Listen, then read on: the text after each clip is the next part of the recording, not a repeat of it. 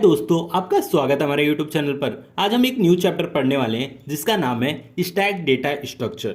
तो stack data structure के बारे में आज हम लोग पढ़ेंगे कि स्टैक डेटा स्ट्रक्चर क्या होता है, उसकी की फीचर्स क्या होते हैं और स्टैक डेटा स्ट्रक्चर के यूजेस क्या हैं। चलिए सबसे पहले हम लोग देख लेते हैं कि हमारा स्टैक डेटा स्ट्रक्चर होता क्या है।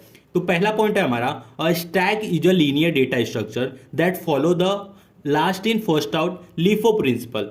तो जो हमारा स्टैक है वो क्या है, लीनियर डेटा स्ट्रक्चर है। जैसे कि हमारा एरे और linked list linear data structure है, वैसे ही हमारा स्टैक भी लीनियर डेटा स्ट्रक्चर है। बट डिफरेंस ये है कि ये LIFO पॉलिसी पे काम करता है। LIFO पॉलिसी क्या होता है, जब कोई एलिमेंट को आप इंसर्ट करते जाओगे, ठीक है, तो जो लास्ट वाला एलिमेंट रहेगा वो पहले मतलब बाहर आएगा। जैसे कि ये देखिए, ये हमारा स्टैक है। तो इस स्टैक में एलिमेंट पुश करते जा रहे हो, पहले 1 इंसर्ट किए, फिर 2 इंसर्ट किए, फिर इसके बाद 3 इंसर्ट किए, ऐसे इंसर्ट करते जा रहे हो, मतलब पुश करते जा रहे हो। फिर क्या करोगे, अब ये देखिए, अगर आपको इसमें से आपको बाहर निकालना है, डिलीट करना है, तो कैसे करोगे।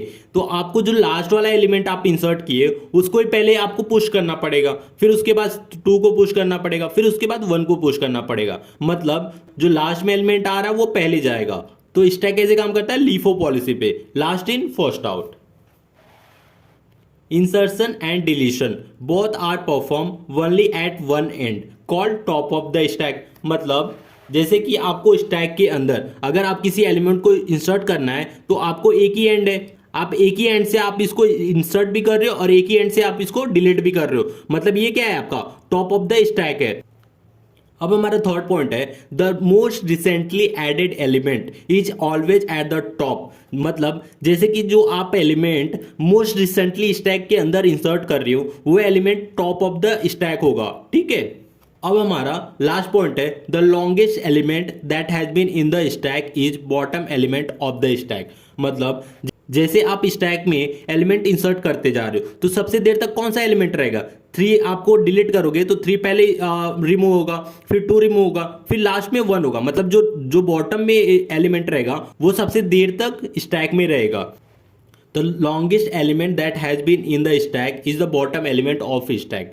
अब इसके की फीचर्स देख लेते हैं। की फीचर्स का मतलब कुछ ऑपरेशन होते हैं स्टैक के अंदर, वो देख लेते हैं। जब आप किसी एलिमेंट को स्टैक के अंदर पुश करते हो, इंसर्ट करते हो, तो उसको हम लोग बोलते हैं पुश। जैसे कि adding an element top of the stack. अब सेकंड है पॉप। पॉप का मतलब क्या हुआ, जब आप किसी एलिमेंट को आप डिलीट करते हो स्टैक से तो उसे हम लोग बोलते हैं pop, removing the top element from the stack.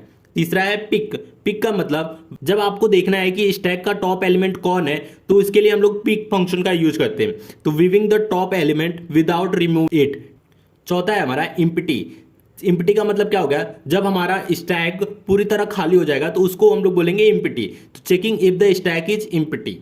पांचवा है हमारा full. Checking if the stack has reached its maximum capacity in array based implementation. Full concept कैसा होगा, जब हमारा स्टैक फुल हो जाएगा तो हम लोग फुल फंक्शन का यूज करेंगे, लेकिन एक कंडीशन है, सिर्फ एरे के बेस पे, क्योंकि जो हमारा स्टैक होता है वो 2 बेस पे मतलब इंप्लीमेंट हो सकता है, एक एरे बेस पे और एक हमारा लिंक लिस्ट बेस पे। अगर आप एरे बेस पे करते हो तो आप फुल कॉन्सेप्ट यूज कर सकते हो, लेकिन जब आप लिंक लिस्ट का यूज करोगे, मतलब लिंक लिस्ट से इंप्लीमेंट करोगे स्टैक का, तो आप फुल का कॉन्सेप्ट नहीं यूज कर सकते। जो लिंक लिस्ट है वो डायनेमिकली क्रिएट किया जाता है, ठीक है।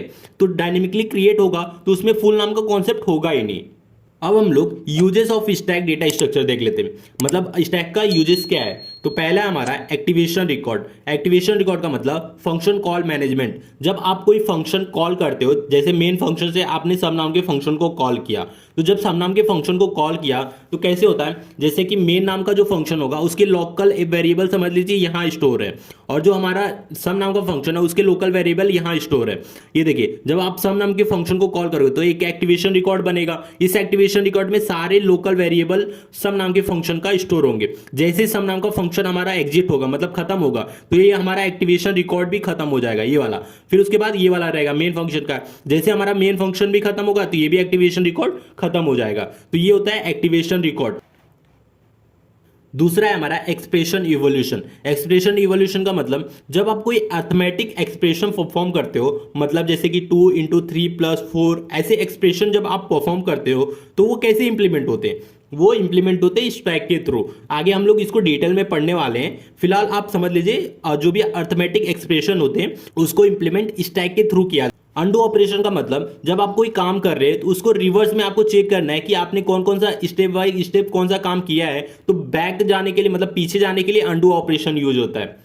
चौथा है हमारा ब्राउजर हिस्ट्री। ब्राउजर हिस्ट्री को भी चेक करने के लिए कैसे होता है, रिवर्स में हम लोग जाके चेक करते हैं कि हमने कौन कौन सा टैब पहले खोला था, फिर उसके पहले कौन कौन सा खोला था, फिर उसके पहले कौन सा खोला था। मतलब रिकर्शन की तरह काम करता है। मतलब कैसा रिकर्शन क्या होता है, function is calling itself is called recursion. मतलब बैक जब हम लोग कोई काम को पीछे से करना स्टार्ट करते हैं, ठीक है, तो क्या बोलते हैं, रिकर्शन।